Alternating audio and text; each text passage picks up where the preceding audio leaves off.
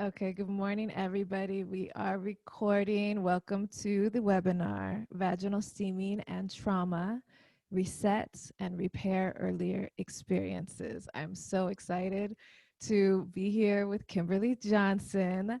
I don't know if you guys know, but she just released a book earlier this week on yesterday, Tuesday. Her new book just came out, which is called Call of the Wild. And so this topic is a really dear one to me. I personally, like so many of us, had a really, terrible experience when I was 20. I was raped at knife point. Sorry for the trigger warnings. We are here. We are talking about trauma, and so many of us have had bad experiences. And afterwards, I had, physiological repercussions, right? I had a missing period. I had different issues with my period for years and years. I finally found steaming when I was 30, and I didn't immediately draw the connection that a lot of the physiological problems that I had as a result of that experience went away after I started steaming. And I'm like a very practical person. I'm just like focused on the physical when I talk about steaming. So I can't really explain it. I'm just like, yeah, you had trauma, then you should steam. Then it'll be better, right? But you know who can explain it? My friend Kimberly. So I'm going to give you guys an introduction, a formal introduction to Kimberly. And she's going to go in and actually explain why and how steaming ends up being a reparative experience um, after traumatic events. And so she's talking about trauma in general, and she'll go ahead and define what trauma is for us, and all of the different experiences that we bring to the table, because so many of us have had, trauma of some sorts or other. But what is really exciting is that Kimberly talks about steaming as a resource in her new book, Call of the Wild, which is the second time Kimberly is writing steaming into a book, and so many people find out about vaginal steaming because of Kimberly Johnson's work, which is just incredible. Okay, so the formal introduction. Kimberly is a sexological body worker, a somatic experiencing trauma resolution practitioner, yoga teacher trainer, birth doula, and single mom. She is the author of Call of the Wild, How We Heal Trauma, Awaken Our Own Power, and Use It for Good, as well as the early mothering classic, The Fourth Trimester.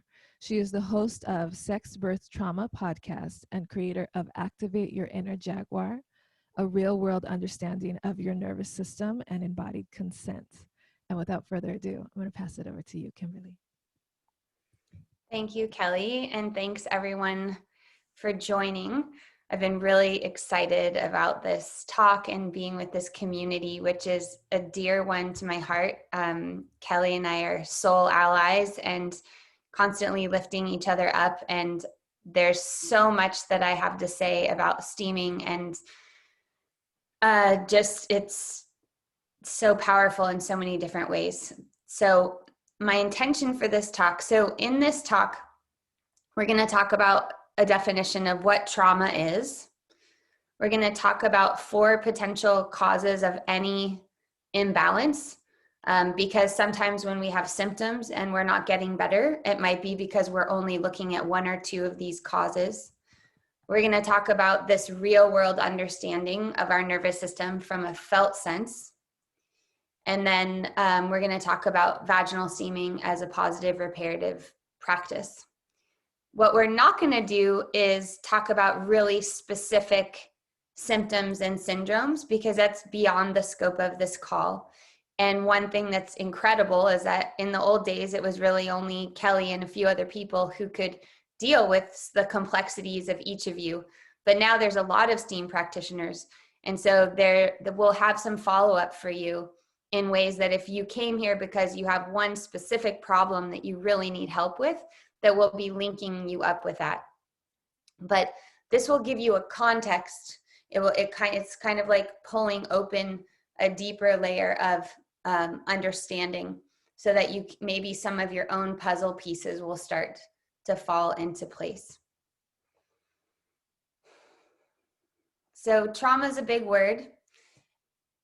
We normally have either a desire to really connect to it and say, I'm so traumatized, or a desire to really push away from it and say, like, I don't have any trauma. What are you talking about? Like, I'm good. But really, the flip side of trauma is humanness. So trauma is something that is too much, too fast, too soon. So the opposite of trauma is slower, at its own pace, and just the right amount.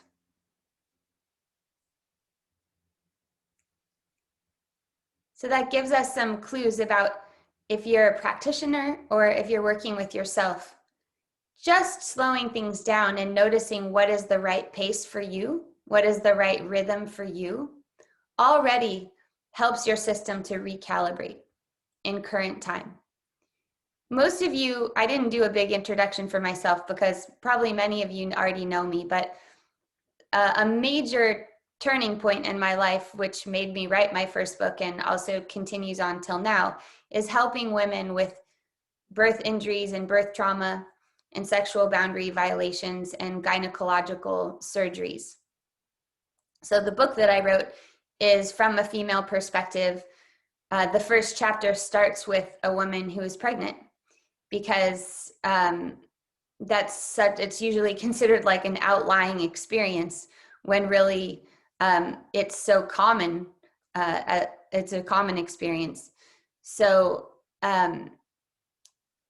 things like asking your doctor or midwife to explain something to you again, or to give you a little more time, or could you come back to something? If you notice that you're having certain responses that are feeling like it's too much, that's telling you, oh, I'm feeling stress in my system. And in order to metabolize that, I need to bring it down. So too much, too fast, and too soon. Another way to understand it, and the basis of this work that I do, and why I have this incredible painting, one of the reasons I have it behind me, is that wild animals don't experience trauma, but humans and domesticated animals do.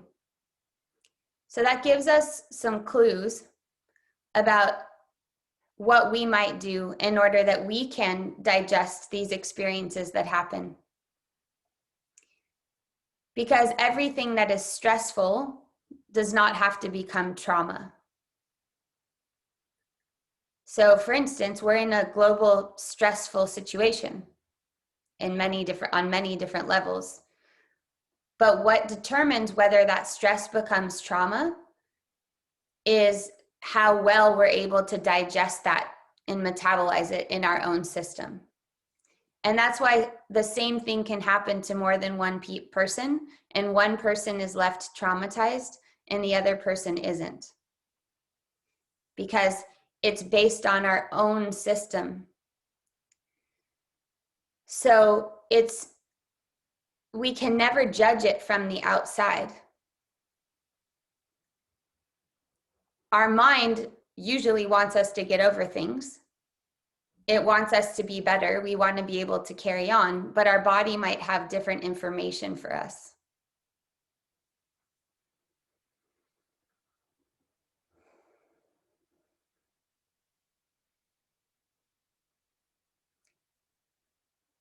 So what happens with wild animals that doesn't happen with humans? Well, when animals are in a predator-prey dynamic, you could think of a wolf and a rabbit. They go through a full cycle of sympathetic upregulation and parasympathetic downregulation.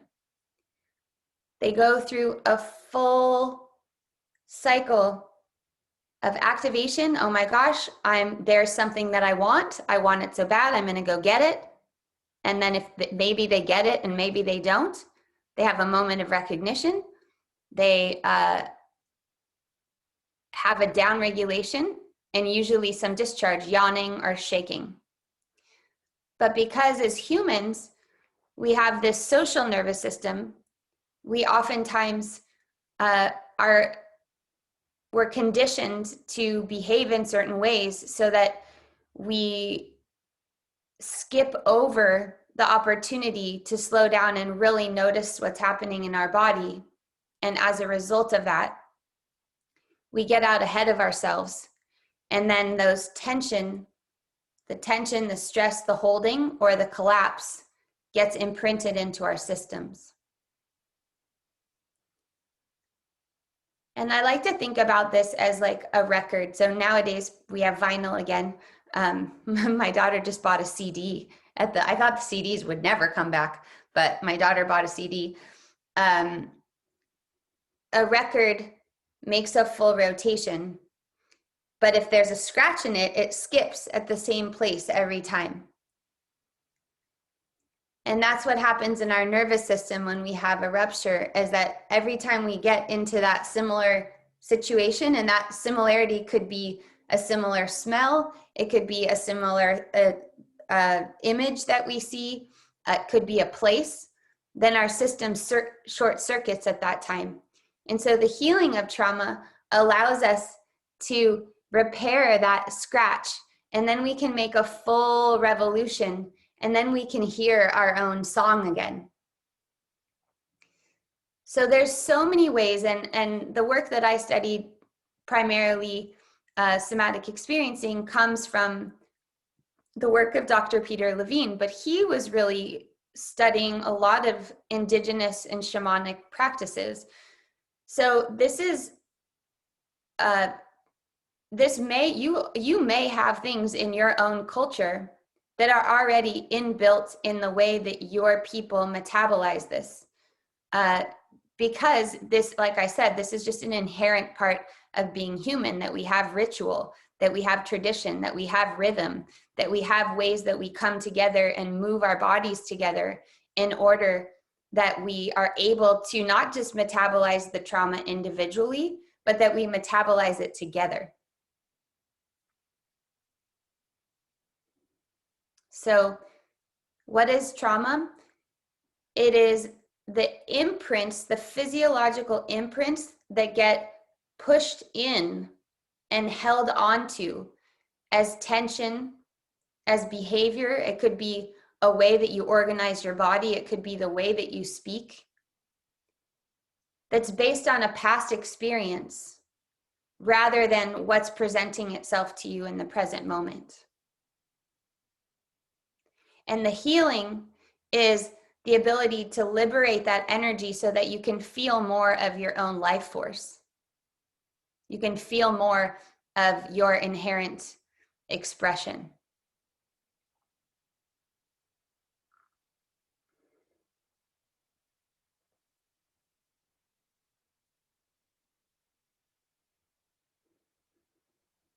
So it's normal.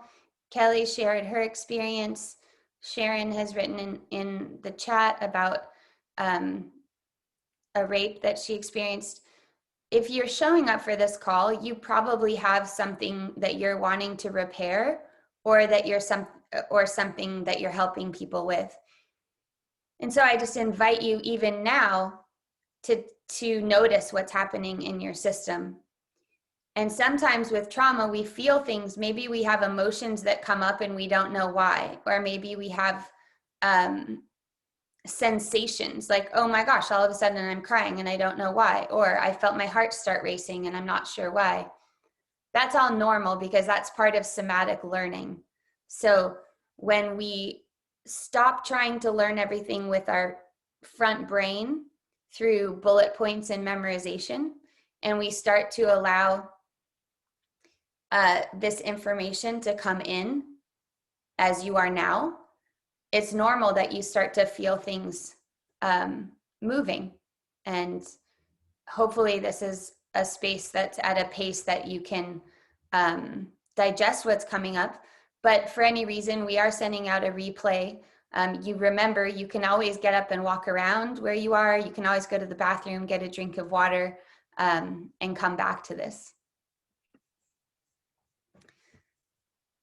The rule of 4 is a way to, I don't really like the words diagnose, but it's a way to notice what's happening in yourself. So there's 4 domains. So for instance, when I was having really a hard time recovering after having a baby, I felt a lot of things. I felt tons of lower back and pelvic pain. I felt I was pooping in my pants without having to go to the bathroom. I was pretty emotionally upset. But it was like, well, what kind of help do I need? So in this domain of 4, there's one that's called biomechanics. So biomechanics is how you use your body, what you're doing in movement. We could call it posture, although I don't love that word. So that could be one question. Well, am I fecally incontinent because of my biomechanics, or what else might be at play? Well, another domain is biochemistry. Biochemistry is nutrition. It's the ingredients that you're putting into your body. It's medications. It's what's happening in the environment. That's where traditional medicine usually lives, is like, let's just do blood tests and urine samples and then look at chemistry and try to adjust chemistry. Another domain is scar tissue. So sometimes, in my case, for instance, a lot of my pain was coming from scar tissue because I had a tear and it was sutured, but my body rejected the material, and so it formed a lot of scar tissue. Of course, we need scars to form, but we don't need the adhesions that develop around scar tissue. So when we dissolve scar tissue is like a physical artifact of a trauma. We also are able to release some of the memory and the stored energy of whatever it was that happened when the scar was formed. And then the 4th domain is emotions and trauma. So sometimes, like, going to the doctor after I had a baby, they said, you need a full pelvic floor reconstruction, surgery. Well, surgery is not really, if the root of my own problem is emotions and trauma, surgery is not going to help that, because surgery doesn't address emotions and trauma. Surgery addresses biomechanics. Or if I went and they said, hey, how would you like birth control and antidepressants, which a lot of times doctors offer you after you have a baby. Again, if the root of my problem is trauma, then birth control and antidepressants aren't really going to help the trauma, because the trauma is what's stored in the physiology. It's definitely not going to help the scar tissue. It might help me emotionally. So when we have this map of ourselves, we can kind of put together our own pie piece of like, okay, I think about part of my problem is from this direction and part of my problem is here. Now, of course, they're interconnected, right? Because as I just finished saying, scar tissue has emotion and trauma that's interwoven with it. I've worked with so much scar tissue, and when we get to the root of the feeling and the emotional physiological response that happened when the scar was formed, then the scar starts to dissolve. And so steaming also has that power to traverse these domains, because steaming can impact each of them.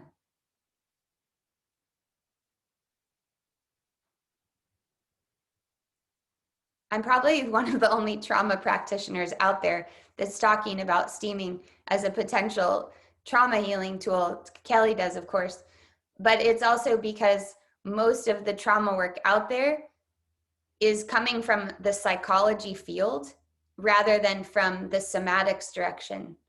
So if you come from psychology and then you glue somatics onto it, you're only going to see it from a certain direction. Steaming itself is somatic because it deals with the body. Now, Kelly pointed out, and it's really true, you can do steaming and have trauma, and the steaming doesn't impact the trauma because you're not aware on that level of what's happening. If you get on your cell phone and you scroll while you steam, and you don't actually allow yourself to have a space that's separate for steaming, where you disengage from the outer world a little bit and you allow yourself to actually feel what's happening, the temperature, the smell of the herbs, and create an environment for you. It's easy to do it just like anything else, brushing your teeth or painting your nails. It's not that it still couldn't have or won't have impacts. It's just that if you're wanting to steam for the purpose of more than biochemistry, then it requires that you might set yourself up in an environment where you can be more, I just don't like the word embodied, but I don't have a better one at the moment, while you're doing it.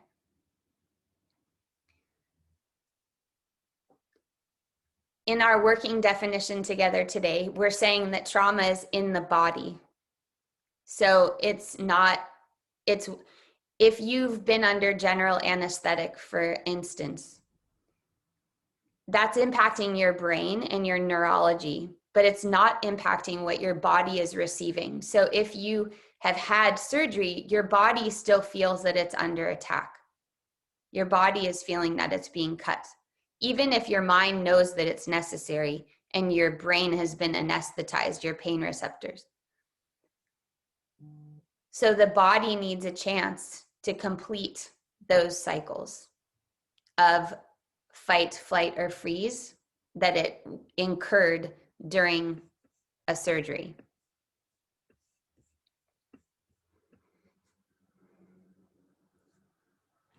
Are we following here?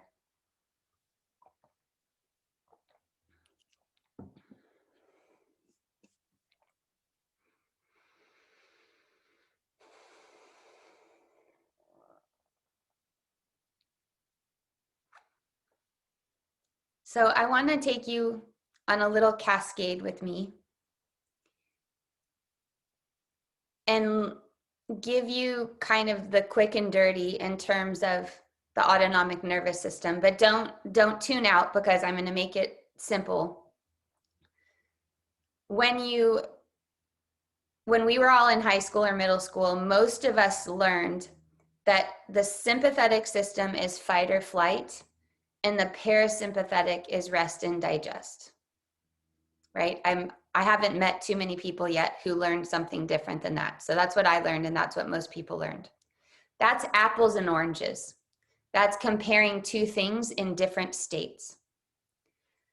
So when polyvagal theory came along, which is a fancy word for poly is many, vagal is vagus nerve, many branches of the vagus nerve. It came along in 1994, and this is what it said. When we feel safe, we have 3 tiers of our nervous system. In the social nervous system, which is the recent branch, so those of you who are fancy biology nerds, that's called phylogenetics. Evolutionarily, the social nervous system branch came most recently, and it's a mammalian feature. And it was designed for maternal bonding and social networks. So it operates from the heart up into the throat, face, ears, and facial muscles. And it's what we're scanning all the time, consciously and unconsciously, for safety in people's faces. It's also how we orient ourselves. It was designed for the survival of the species because when we mother, we really need to know and be able to interpret what our baby's signals are.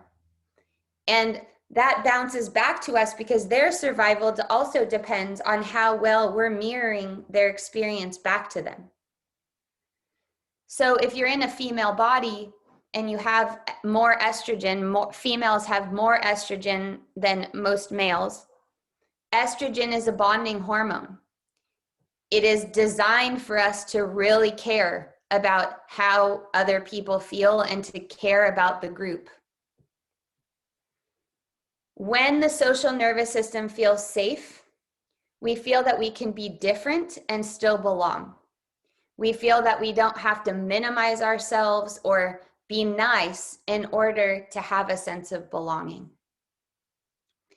In the sympathetic system, when we feel safe, that's what gives us energy. It wakes us up in the morning. It gives us power, drive, focus. It lets us see what we want in our sights and go towards it. And when we feel safe in our parasympathetic system, that's the rest and digest. It's where sphincters open. It's where dilation phase of labor happens. The sympathetic phase of labor is pushing. The parasympathetic is the allowing things to open and expand. Climax is sympathetic in sex, ejaculation, orgasm, and arousal building is parasympathetic. All of these are happening all the time, and they're all amazing, and they're all inbuilt. So you don't even have to think about it, and we're cascading between these all the time. It's like a soundboard. If you've ever seen a DJ or someone running sound, they're doing levels. And that's what's happening in our system. We're getting these levels adjusted.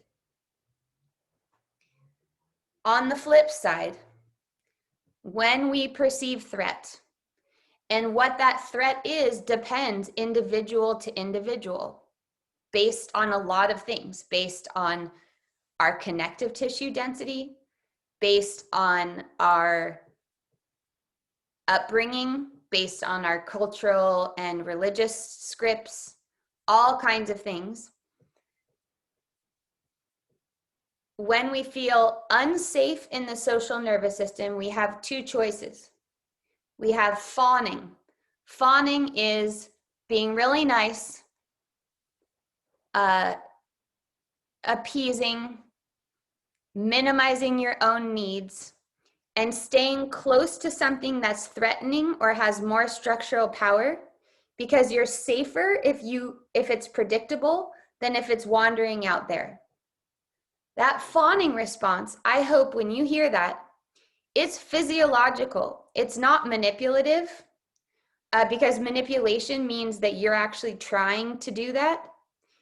It is our inbuilt understanding that if we are under, like, say we're camping with a group of people and there's a herd of something that comes towards us, that we would move towards each other because we are safer together. So our physiology wants to move towards the other mammal. And if you are in a position of less structural power, then code switching is very functional because it ensures your survival. So it's not a rational mental thing. Sure, you can code switch on purpose as well, but there's so many ways that we're doing it without knowing. And then there's fitting in, which is camouflaging. So that's you minimize the ways that you would be different or stand out, because if you stood out, there might be a conflict, there might be a rupture. So you minimize those things so that you keep the group intact or the relationship. From a racial perspective, that would be more like assimilation. Code switching is when the person who has less structural power adopts the way of speaking, way of acting, way of dressing to the person or people who have the position of more structural power. So a stereotype would be like a woman in the 80s wearing huge shoulder pads, going to work in corporate America, dress exactly like, cut your hair short, adopt masculine qualities.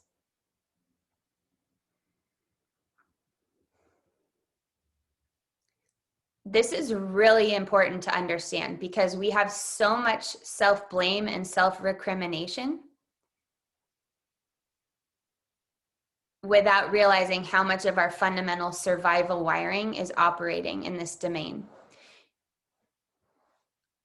On the other side, this is where, as practitioners and people, we are doing repair and just being in this steaming community where your pelvis and our vulvas and vaginas and whatever else you're working with are at the center of your experience, and that's normalized.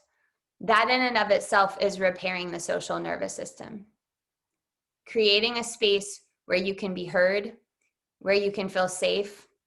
So recently in this community, we had affinity groups because it wasn't safe for everyone to be in the larger group.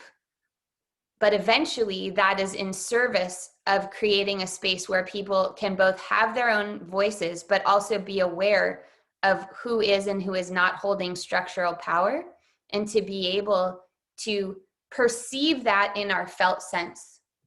So it's not happening because we feel guilty or silenced or anything. It's happening because we understand where we are in our own nervous systems with respect to all of the other humans that we're occupying space with. In the sympathetic nervous system, we have two choices. Under threat, we can fight, we can move towards the obstacle, we can engage it with our flexors and our front body, we can move, or we can go away from it, we can flee. We can lean back, we can start to backpedal, we can run. And those are the fullest extent of those. Every single day, we're having some of these responses, right? Your kids are driving you crazy and you're like, I want to get out of this room. That's a flight response. Like, let me get out of here. Or you might be like, I'm going to go hide. Let me go get in the bathroom and like close the door. So we tend to think of these in very dramatic ways, but it's actually happening inside of us, and you can feel it all the time.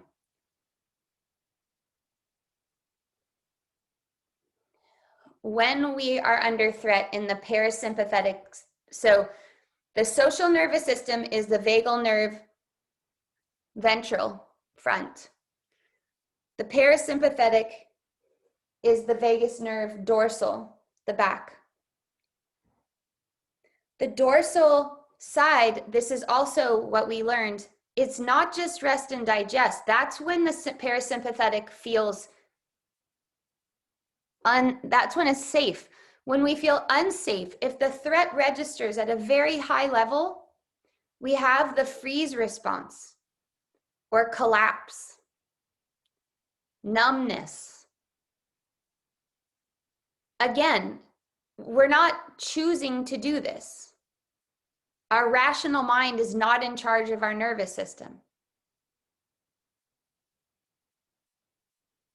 Our system is perceiving such a high level of threat that there's a shutdown, either deer in headlights, I lose my ability to talk, I can't move very well, maybe I procrastinate, and then at the furthest extent is fainting or wetting your pants, something like that.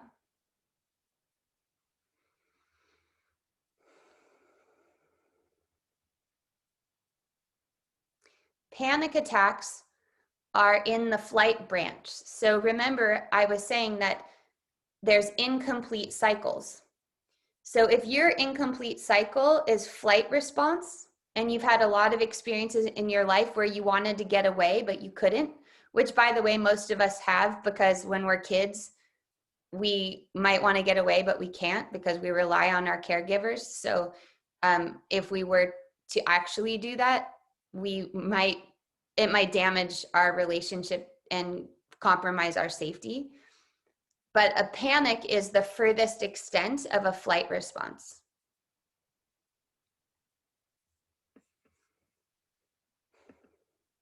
So I'm not sure if any of you are starting to put, I know most of you are starting to put some puzzle pieces together.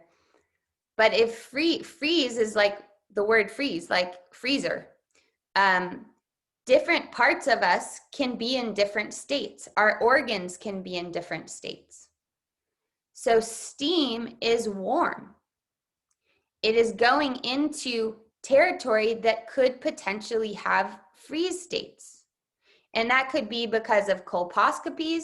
It could be, ablations, all of these ways where there's scar tissue or procedures. It could be because you've had a traumatic experience where that territory is either numb and out of your conscious awareness or frozen. And as you steam, you're bringing heat, warmth, and circulation back to that area. And guess what breaks down scar tissue?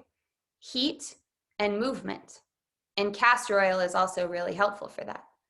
But with steaming, you have potentially one or two of those ingredients together with herbs, which have their own, medicinal power and work differently depending on what they are. Some of them are cooling, some of them are moistening, some of them are warming.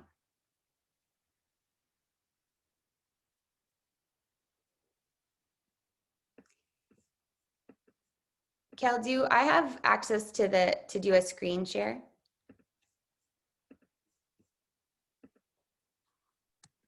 Let's try it. Are you seeing the option at the bottom? Yeah. One sec, let me pull this up.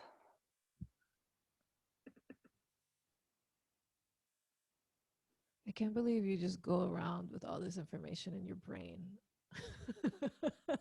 It's in my body. Yeah, and yeah, it's in everybody's body, but it's in your, like, you can say it. I Well, can't wait to read your book and be able to repeat some of this, like taking notes, but wow. Okay. Is the screen share working? let me see. Oh, it says disabled participant screen sharing.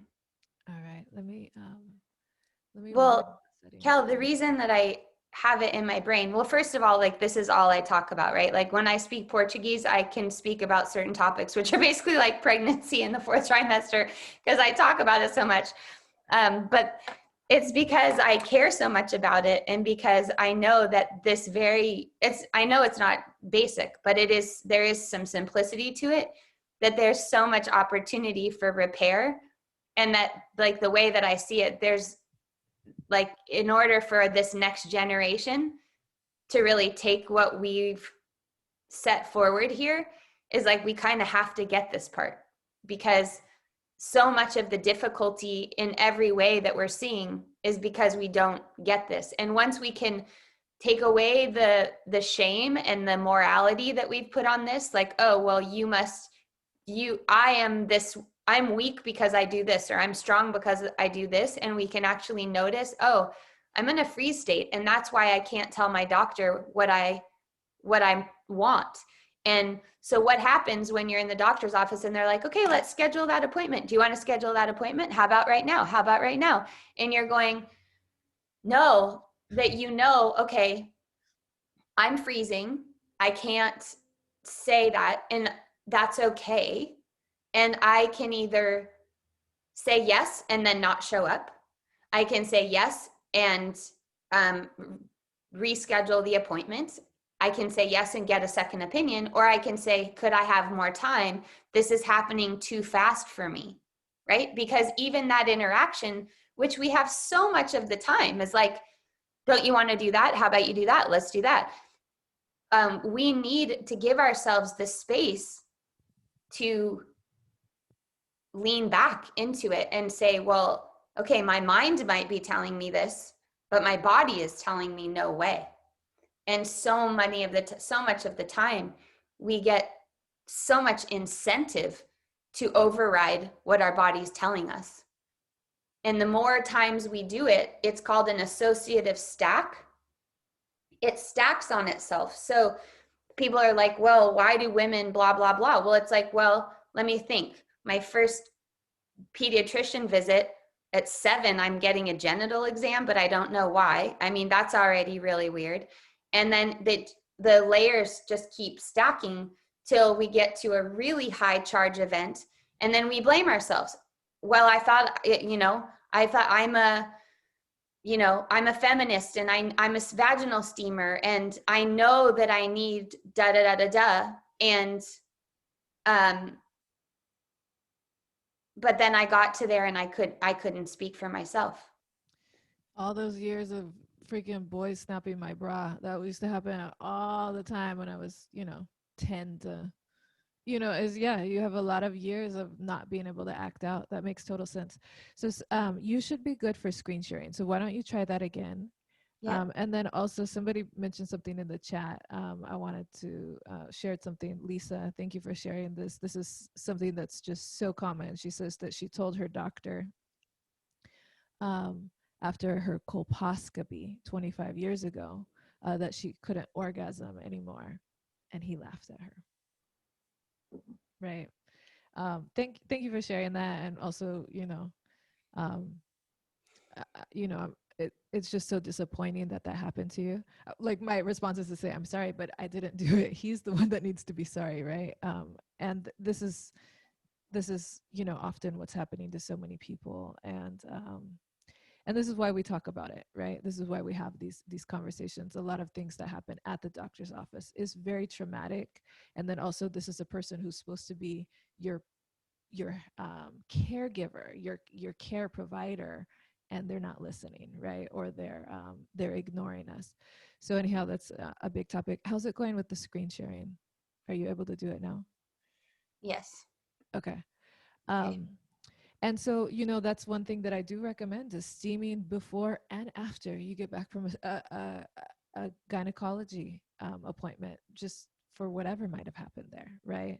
And even if nothing traumatic's happening and you have a great doctor, but there's risk of contamination. Oh my gosh, I saw this study once of all the cross contamination that happens in hospitals, and it's insane, right? So just that practice of steaming after you get back from a doctor's office can really, and after different procedures, can really help. Because I know when you shared that, there are probably so many other people on here who have similar stories. There's 169 people on here. Imagine how many of us have stories from the gynecologist, right? Okay, I'm going to give it back to you, Kimberly. Yeah, one thing that I want to say about that also, I mean, there's obviously we could talk for hours just about that. But one thing that I want to say is that I'll come back to the screen share in a second, is that instead of deciding that, so what I see a lot, so what happens with trauma is that things repeat. So remember how the record's going around and around. And sometimes it feels like a punishment. Like people are like, oh my gosh, here I am. I have another doctor who doesn't listen to me, or like more bad advice, or I'm in this other relationship with the same kind of a person. From a nervous system perspective, and these nerves are inside of us. If we did a dissection, you can see the nerve itself. Like some of these nerves are huge. They look like muscles. They're really big. They're not, and it's not energy meridians like in Chinese medicine. Meridians are their space, and they're space inside of connective tissue. But the nerves are actual physical things. Is that we need to becoming quote unquote healing your trauma, becoming more whole. It doesn't mean that you become impenetrable or that you become just able to do anything all the time. Healing trauma, part of it is recognizing what you need in order for things to feel safe for you. So for the doctor, for instance, or like a lot of people have stuff with the dentist, they think, oh, well, or a pap smear. Well, I'm just going to go and get it over with, right? And then they just kind of check out and go somewhere else and just like, go ahead and do whatever you want. And then let's continue. Actually, part of the healing process would be like, well, maybe I could take someone with me. Maybe almost all of my teachers who you would think would be the most healed because they're teaching trauma work, when they talk about like procedures, they talk about having someone with them that has a hand that's on them, in contact with them, so that their body has a physical reminder that they're safe. And if it's individual what's going to feel good for you, but there's no prizes for our hyper independence and for being able to go and get things over with. And sometimes when we're in a heightened state, like for instance, recently I worked with someone who had a termination and she wanted to have an abortion, but her brain wanted to have the abortion, but her body had a whole bunch of other reactions to it. And then like a lot of these things, there started to be a stack. Then the doctor said, oh, I found a fibroid in there while I was there. And then, oh, you need another test and you need this and you need that. And before she knew it, she's going to different doctors. But when she just sat with herself, it was like, you know what? I think I'm okay. And I do want to go to the doctor again, but I don't have to do it right now.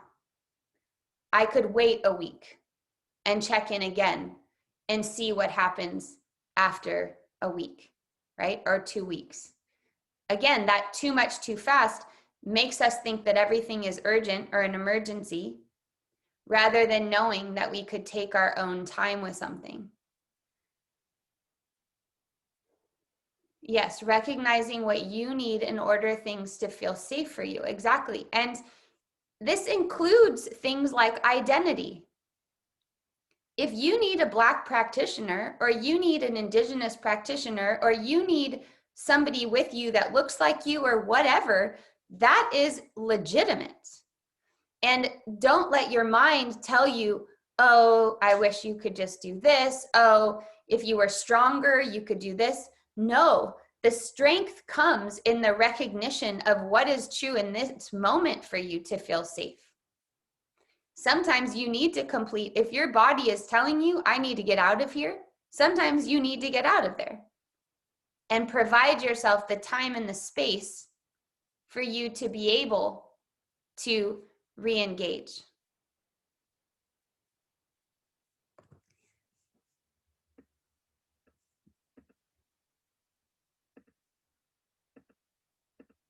So I know that this is a lot, and it can be very activating because we recognize states in ourselves, and I also tend to have that impact on people.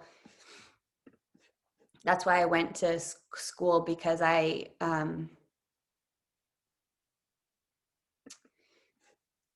wanted to understand what I was actually provoking in people's nervous systems.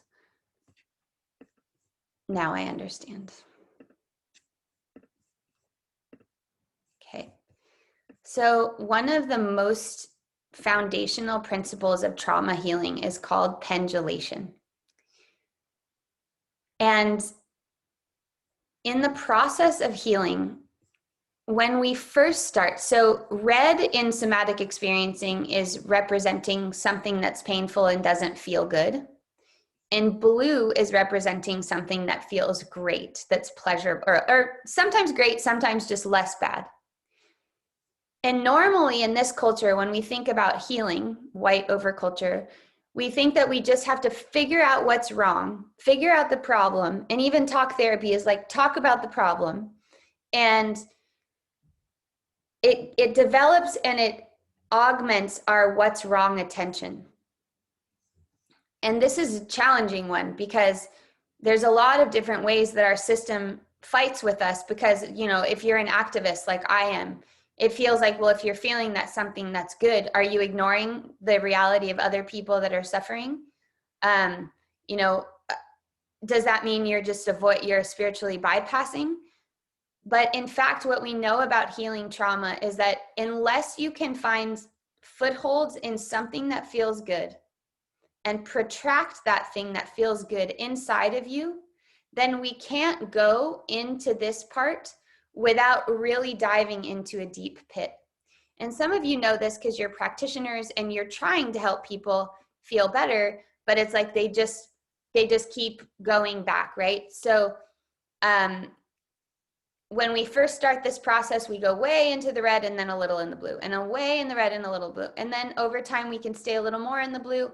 And then eventually it's a little bit more even. And eventually, if this is an infinity, we spend more time in what's right and less time in what's wrong. And this is an individual system. So what's great about this is if your system is stabilized and resonating in what's right, it doesn't mean you don't feel suffering, you don't feel grief. It means your capacity's grown. And then you're able to maintain that platform of okayness in the midst of everything that's going on, so that you don't collapse, right? Because if we have to be well enough to be able to stand for what we need to stand for. So that's where another place where vaginal steaming comes in. It gives us the opportunity to stabilize something that feels good. Sometimes people have never had anything that felt good in their pelvis. That seems crazy, but it's true. I've worked with a lot of women that once I touch their pelvic bones and just hold them, they're like, no one's ever just touched me like that, not to examine me and not to get something from me, just to be with me, right?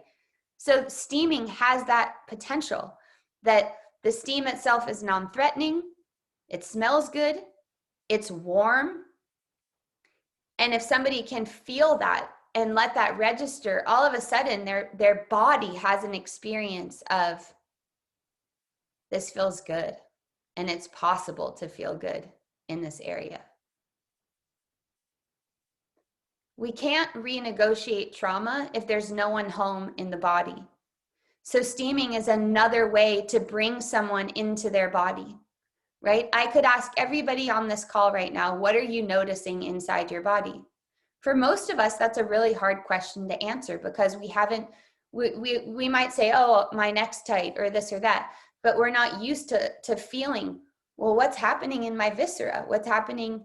I feel like a spaciousness on the left side of my shoulder, without having to put a strong input in.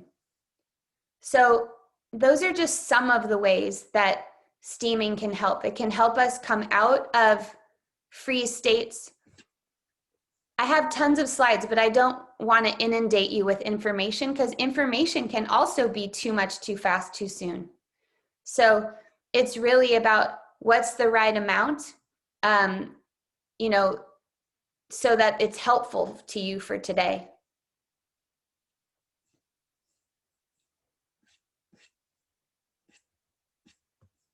But I think that all of us, this concept of pendulation is very elemental, and we can all explain that. We can understand it in ourselves, like, wow, either the content of what I'm saying is really negative, or my thoughts just keep going into repetitive things that are registering to my system as a threat.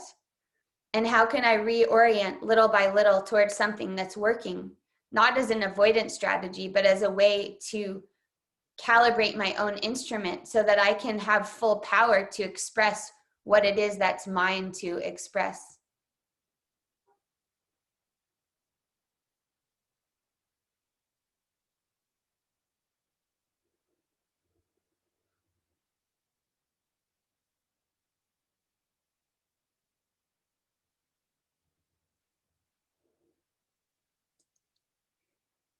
Yeah, we are going to record this, and Jessica says going to the gynecologist is so nerve-wracking. So many times that like same goes with a lot of the prenatal appointments. It's like, yeah, I have high blood pressure because I'm here. My blood pressure was fine till I got here. And that accelerated heart rate is a fight or flight response. So that's our sympathetic nervous system under threat.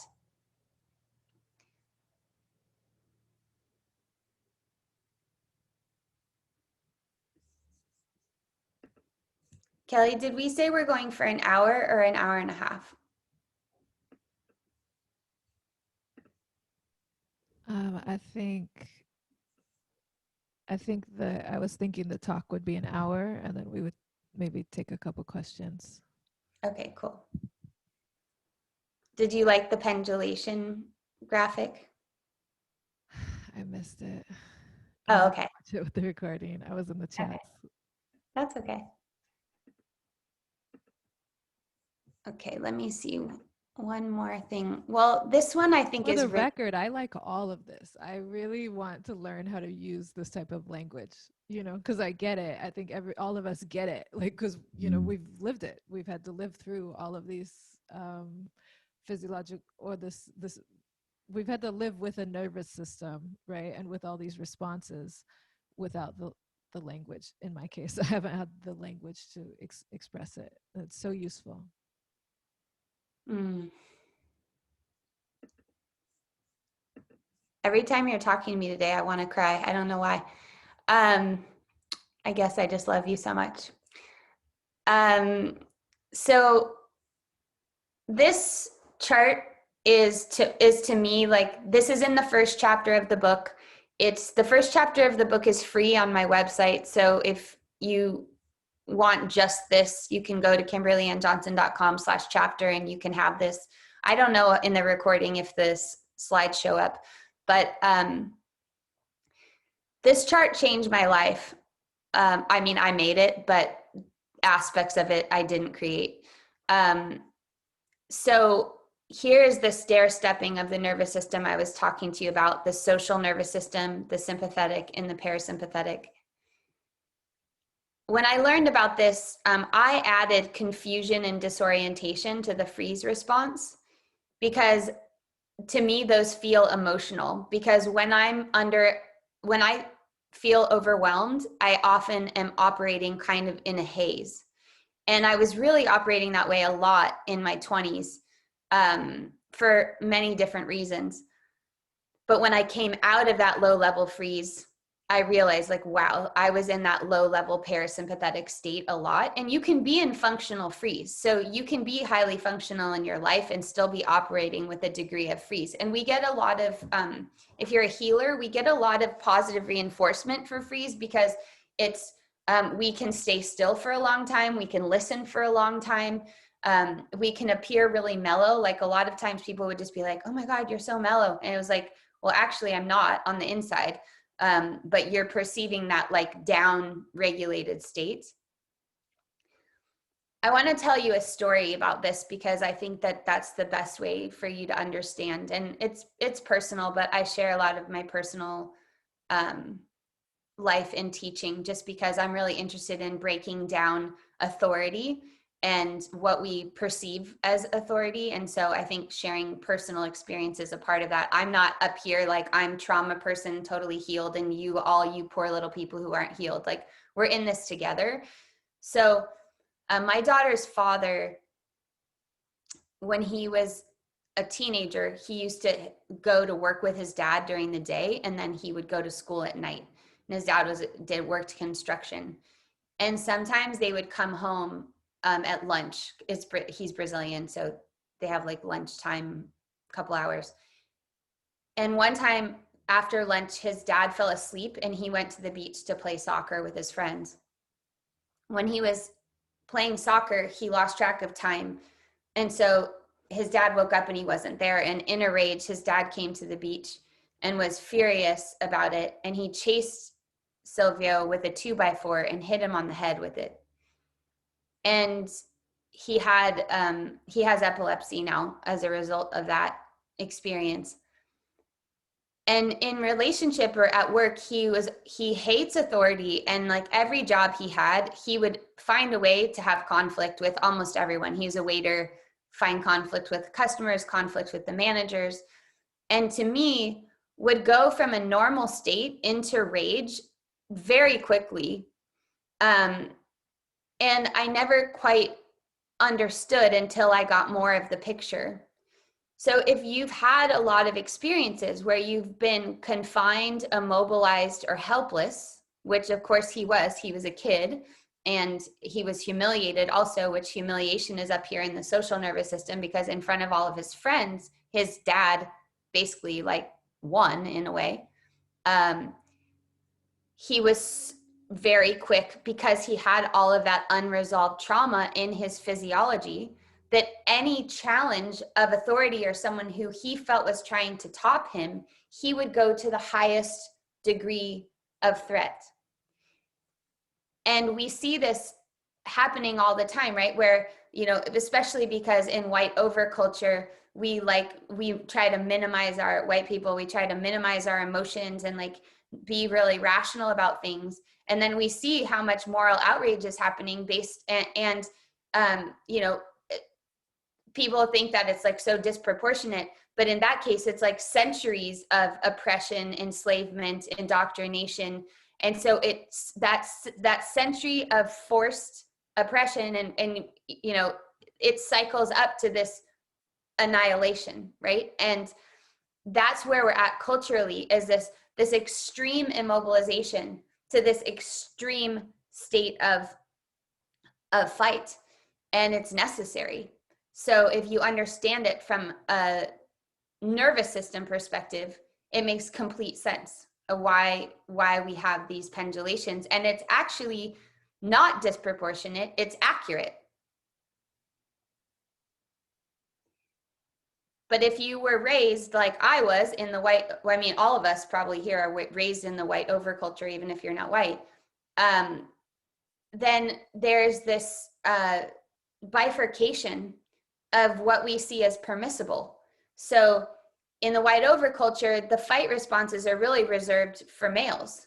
It's okay for males to be angry, but we are more accustomed towards women being afraid, worried, confused, and disoriented. We don't really like it when males express those emotions.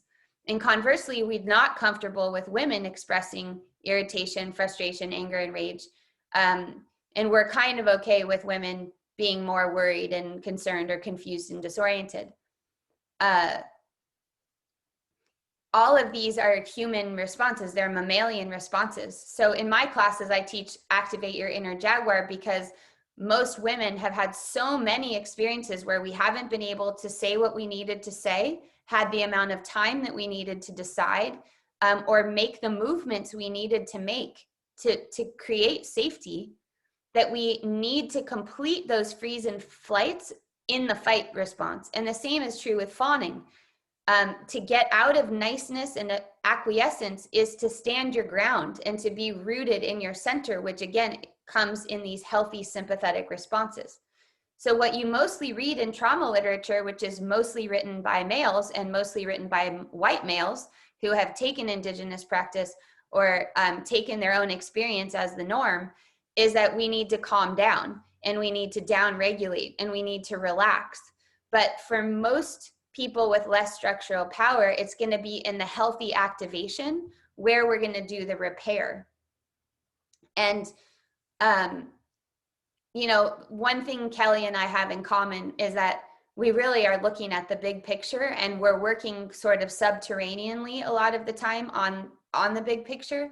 So I feel, I mean, I talk about race in all of the classes that I give, but I feel that it's gratifying to be able to break it down on these levels here too, because again, if we only listen to the mind and the narrative of the mind, it tells us things about like, I shouldn't feel like, why am I so exhausted? Or why am I so angry? Or why all of these things? And it's like, because all of these things are cumulative and our nervous system is holding on to them. But we do have practices, both because up here, what is the antidote to imposter syndrome, isolation, and loneliness is community, is being around other people that you don't have to camouflage yourself around, that you can speak exactly how you want to, and that your experience is actually welcomed and reverberated back to you.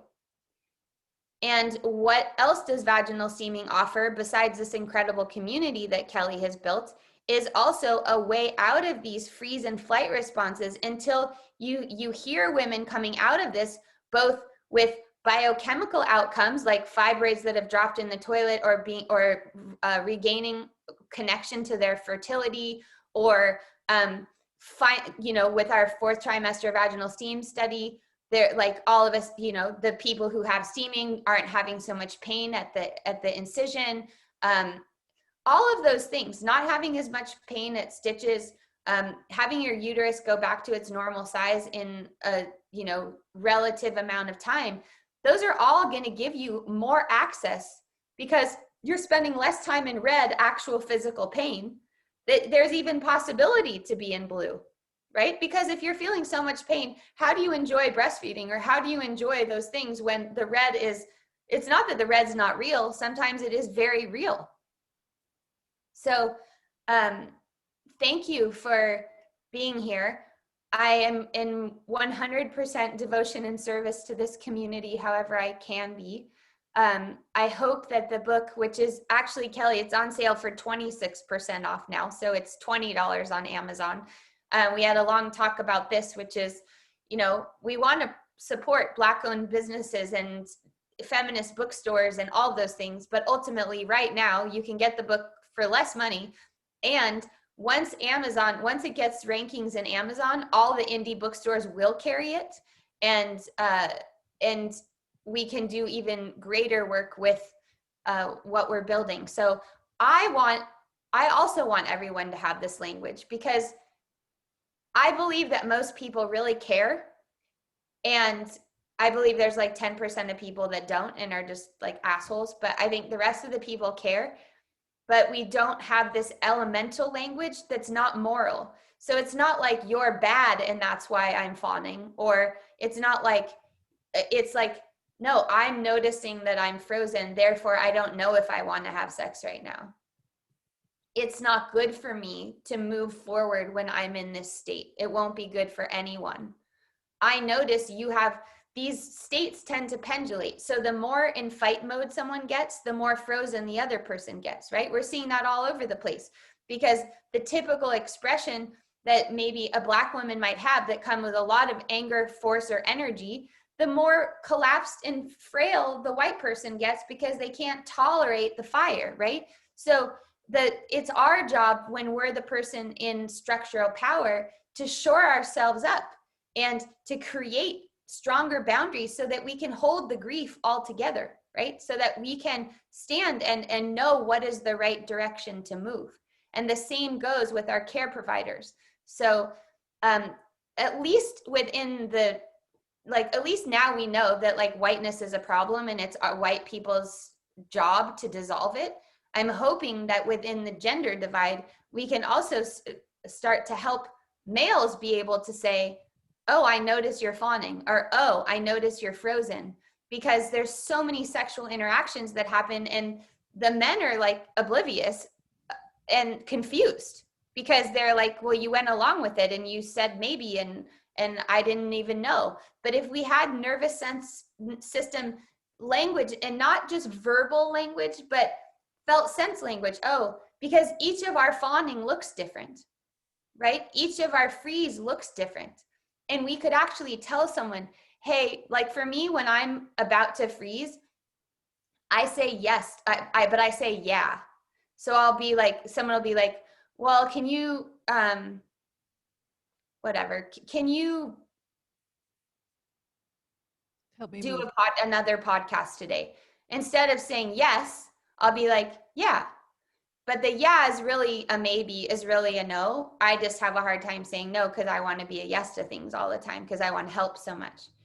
So we can start in the little ways of just noticing when we're overextending what's really possible, and tracking that in real time. Well, how am I relating?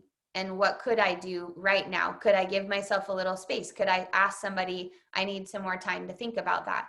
Could you even say, you know, I usually say yes to everything, but then sometimes I let a lot of people down because I actually can't do it.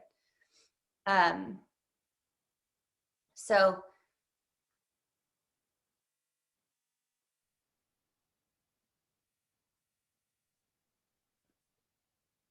that's what I hope for all of us, is that we can track ourselves and track each other, and not just listen for the answers that we want, but listen for the answers that are really appearing and arriving to us from someone's system, and not just their words.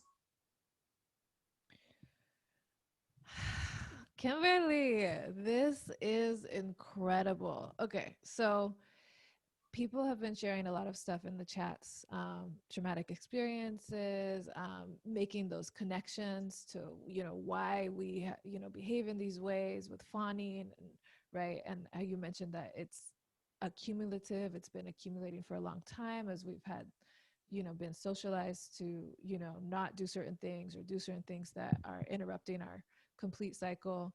Okay, So I'm going to just um, hone in on what I've gotten from it as far as the practical takeaways. First of all, I just want everybody to know I already ordered this book. I am looking forward to getting this book. And now that I've heard this talk, like I understand what I'm going to be doing with it personally is journaling to now be like, okay, so what were those moments? What were all those moments that I had to ignore? Somebody shared that in band class, she kept getting poked in the boobs and she finally stood up for herself, need the guy in the balls, and she's the one that got in trouble, right? Right. So like, and I have like I'm sure every single one of us has similar experiences, whether we ended up kneeing them or not, right? And so it's like, start to really unpack all of those things that happened that have kind of really shaped how we behave and respond in undesirable situations, right? And also start to look at um, I'm gonna be journaling about this, right? And then also creating the language now to be able to explain, oh, well, I was fawning and I was being nice because I was under this threat, right, from the principal, or I was under this threat from my boss, right? Start to really, for me, that's gonna be something that I really want to go through and revisit, because I feel like physiologically you have to finish that cycle. But for me, I really love to do it mentally as well. Like, I really like to do it mentally, just to go ahead and revisit now with these new tools that you're giving us and with this language. I want to revisit some of this stuff, right? So many people have talked about sexual assault in the chats, and have experienced it. So incredible. And just so everybody knows, I sent you guys an email a couple minutes ago with a direct link to the book. I sent the link to Amazon because it's on sale right now. It's 26% off. It's actually more on sale than it was yesterday, which is amazing. And since the book was just released this week, the more purchases that this book gets, the more it's going to be in the media on the bestsellers list. And then the more actually local bookstores will pick it up and the more people will actually be able to get their hands on this. So important. Now, if you have a local bookstore and you're going there and they already have it, go ahead and of course go get it from your local bookstore. But really try to do it this week. The sales this week are going to determine how much promotion this book gets, right? And now after talking through this, if you guys, feel the same way that I feel, we can understand how important it is to get this book to as many people as possible. Okay. So so that's one thing that I'm going to do. Sit in here. I think a lot of us, are feeling a lot of emotions. Somebody mentioned in the chat, like, I'm feeling emotional just listening to this. So many of us have now our emotions. Kimberly, you said you feel like crying every time I talk, right? So right now, all of us, our emotions are here. And um, so that's one practical thing that I'm going to be doing. The next thing is that we are a community. A lot of us are Steam users, okay? And then there are other people who aren't Steam users, who want to start. Stephanie says her chest is tight. India says she just ordered it. Yes, okay. Somebody else said their pelvis is tightening. Okay, so the next thing would be the steaming part. What I really understood from what you said, and thank you, this is a new layer to me understanding how and why steaming is so helpful for trauma resolution, is that when our body goes into freeze, so many of us, our actual pelvises, our vaginas, our uteruses have been in freeze state due to something that happened, right? Whether it was from a doctor, from a partner, from a perpetrator, whatever. Our vaginas, our cervixes, our uteruses, our organs might be in a freeze state. And so the steaming brings warmth and circulation in order to bring movement, right? So it's the exact opposite of the freeze, the cold and the numbness, the not feeling. It's bringing warmth and circulation and movement. And I really want to, I was actually going to share this, Jessica, that some people sit on when they steam, and they may just be going about their day, whatever, and then, sit on the steam sauna, and then all of a sudden tears pour out. And Jessica shared in the chats that she loves steaming. Her little sister does it, but her little sister doesn't do it as frequently because every time she does it, she just starts sobbing. She just starts bawling her eyes out, right? And that is something, it doesn't happen to everybody, but it is something that can happen. I actually have it listed as one of the side effects of steaming is an emotional release, right? Um, and so, I mean, and it's funny how, it's not necessarily somebody wasn't necessarily planning it. You just sit there and there's just something about feeling that steam, hit the vagina, hit the pelvis, hit the vulva. There's something about it sometimes that just, allows for that outpour, that release at that point, right? And so yeah. And that is a kind of a completing of a cycle. And you won't even necessarily know what that cycle is, but that's the difference of the somatic process. So you don't have to, we usually make meaning from our brain and our thoughts, and that's part of being, if we're so activated, it jumps up into our mind. But when you're trying to make meaning with your thoughts, it's like go back down into your body and just trust that your body is actually reorganizing itself. That crying is a parasympathetic letdown, it's a sphincter opening. So earlier things that couldn't be felt are being felt now, and that's wonderful, that's beautiful, it's a natural organic process. Yeah, it is really beautiful when that happens. um, and also sometimes if people are steaming in public, like they may be embarrassed because sometimes it has happened to people in public or at a spa. They're just like, I don't know why I can't stop crying, right?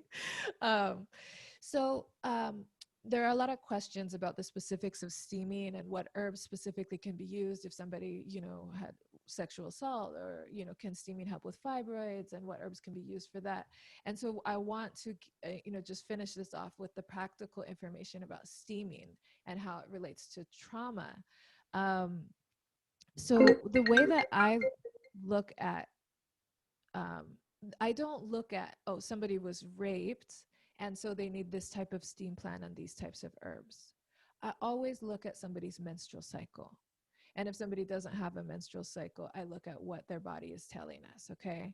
I always do this. What imbalances does this person have in their body? Some people have a traumatic sexual experience or violation, and their response is that they now cannot have sex without pain. Some people don't have that problem after being raped, right? Some people, their response is that they get infections now, lots of infections. Or somebody had great periods, never had a cramp in their life, and then something terrible happens, and now they have the worst cramps. They pass out and they vomit every time they have their period.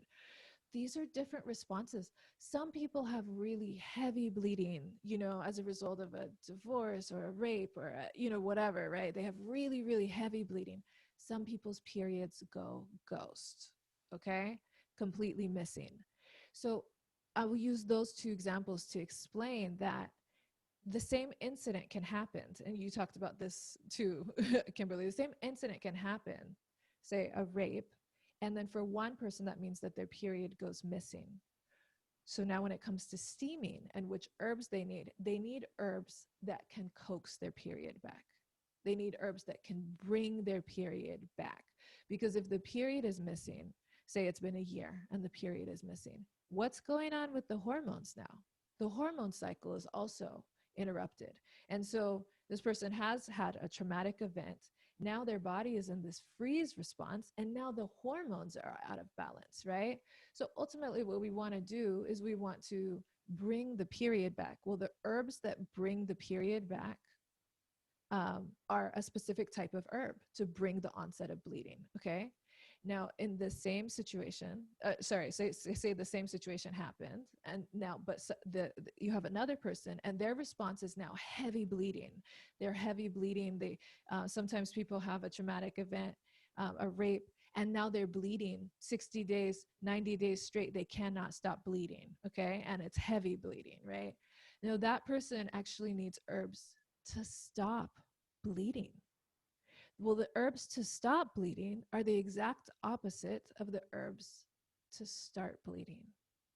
So there are no herbs, there is no herb in particular to help with healing from assault. What I recommend, or from a traumatic experience, what we have to do is you have to, uh, I recommend absolutely 100% get a consultation with a parasteam hydrotherapist. Parasteam hydrotherapists are the highest trained steam practitioners, okay? Also, you can go to an acupuncturist. Acupuncturists also use the same type of, they look at the imbalances of the body and then give you herbs, needling, and their other tools according to those imbalances. What you have to do is you have to figure out the imbalances, and then you have to take the herbs and have a steam plan that is going to help address those imbalances. So if you get rid of, if this person's period is missing because of a rape, bringing back the period isn't going to mean that they're healed, but it's part of it, right? And everything that I see, talk therapy, the medications that are given, the antidepressants, the tests afterwards, forensic exams to make sure, for the criminal purposes, the STD tests. Not one of them addressed that the fact that this person now hasn't had a period in a year, or the fact that this person has now been bleeding every single day for 3 months. No, there is just no response to the way that our physiological menstrual cycles respond to a traumatic event, right?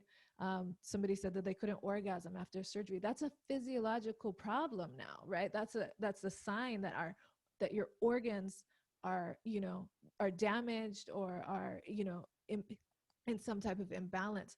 So what I recommend with steaming, it's not X happens, so then you steam like Y. It's just not like that. What you have to do is you have to figure out how the traumatic, you don't even have to start with the trauma. I just recommend you look at your imbalances and you start to work out your imbalances.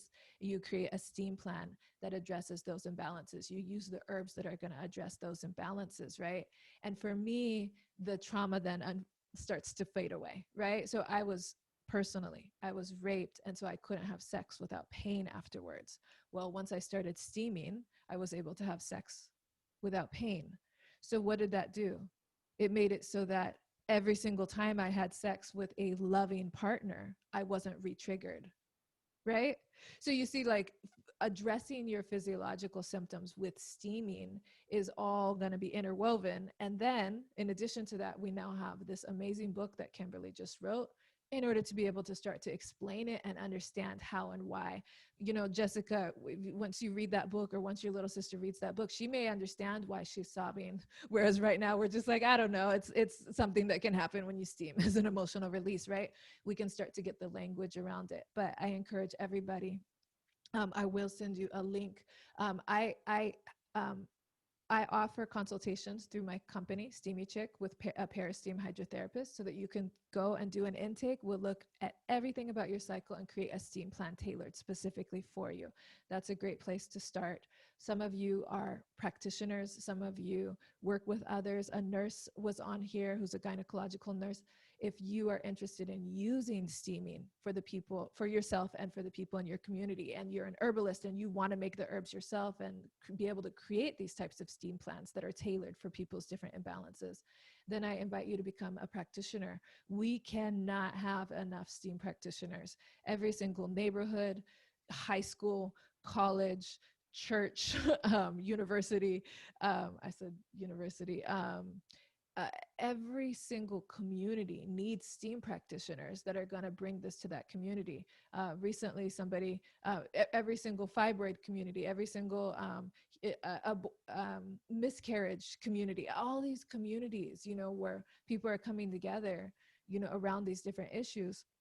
We need a steam practitioner in every single one of these communities who can then now help people deal with some of the physiological repercussions of these of what's going on with their bodies, and specifically how their bodies are responding to these traumatic events. Okay, so somebody said, "Wow, I want to sign up for a steam consultation." Yes, I so recommend it. Some people some people get assaulted or raped or date raped or whatever it might be, and they get an infection every time, the whole rest of their life. Every time they have sex, they get an infection afterwards. And they never had infections before that incident. that is a direct response to that. And now they're married and happily married or have a loving partner and they're always getting this infection. We need to get rid of that infection. We need to get rid of that response that they're having, right? And so that's how practical it gets with the steaming. And it's really beautiful because in every single thing that I see with trauma, not one of it has an actual physical way that you can help somebody, right? With talk therapy, even if you're using somatic, and if we can now understand where that cycle was, we still need physical ways to get that trauma to respond to the way that that trauma has now impacted our menstrual cycles. And that's something that nobody looks at um, except for me. I've never heard anybody else talk about it. And if you do know of other people that are talking about it, please send it my direction. Kimberly also has the power, right? Because if what you're doing is saying, well, now I'm not relying, right? If we're relying on someone else, then we have a feeling of helplessness because we don't know, we don't have the information. It puts us in a place of being infantilized in a lot of ways, being the identified patients. So many women are like, I had an abortion and I have vulvodynia. And when did the vulvodynia start? Painful in the vulva. It happened at the abortion. And then they go to a 3-year longitudinal vulvodynia study and the doctor tells them that has nothing to do with this, but they know it does. So this is about trusting yourself, trusting your inner knowing, having an oppositional gaze that the system is actually not working in your favor, being in a community where you could actually take that power back. And for me, it's been a big wake-up call about, like, where am I giving my own power away inside of myself? So when you go to a STEAM practitioner, you're actually using ancient technology that has always been there, but was sublimated and now is available. And it means that you're willing to say, this is my pelvis, this is my vulva, this is my vagina, this is my whatever. And I am going to do what I know I can do to take care of it. And it's like you've said before, it's no one's necessarily fault. It's just that we do actually need to decide, because your body is always your body. It never belongs to anyone else. It never will be. It is always your body. So it's always yours. You decide what you want to do with it. And that flip to making that choice and not thinking that someone else has your best interest in heart or that they're going to do better than you, that's a huge part of the healing in and of itself. Yeah. And then now, Kimberly, you also have tools. Kimberly also has tools, even when you don't have a steam sauna set up or you can't do it in that moment. Like, she's all like, she was talking about how stuff is in this, so she'll be like this, she roars, and so, like, again, I think it's such a great compliment, and that you do have these physiological things that we can do, and I know that your book goes more into that, and I think we are at our time, but I don't know if you want to talk about just what it does to roar. I think that's like just such a cool part of what you bring. So there's a step-by-step way that we can go from the freeze and the flight into fight responses. And that's what, I teach 6 to 12 week courses specifically on that, where we do actual repair. But the roaring is that in general, like, we just had a few female political candidates, Kamala, Elizabeth Warren, they're advised to smile as much as possible and to never look angry or disgusted, or else their likability is going to go down. And so that's what we're seeing all the time, is like a desire to anesthetize our anger and frustration responses. And so roaring is a way that you can actually start to work with some of your disinhibition. And a lot of us, if you've been in these uncomfortable gynecological situations, labor situations, it's like, what we would have done is roar.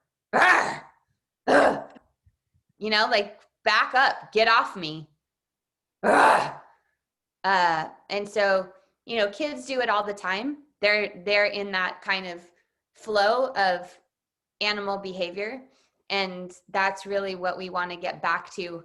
And you know, roaring is actually a lot more effective a lot of times than talking to people. They really understand that when you roar. I would love to be here all day, but I have to go. I have a 12:30. I'm going to be on the news today at 4 o'clock. Yay! Okay, wonderful. All Love you right. all. Thank you for purchasing the book. There's more great graphics. There's a sensation chart. There is an emotions chart that helps you be fluent in those languages, and a lot of other great stuff. And I really recommend that if you are a practitioner, that you have a few in your office that you can lend out or that you can give to your clients, because it really helps them situate themselves and develop the language that they need going forward in their relationships. All right, everybody. I'm sending you the best. Go and do your roars and also get your steam setups and your steam consultations and your herbs out. And we should all, we should all steam tonight, and you'll find all the resources on steamychick.com and Instagram to do that. Also, Kimberly's website is kimberlyannjohnson.com, and I will also make sure that you guys get that in your email.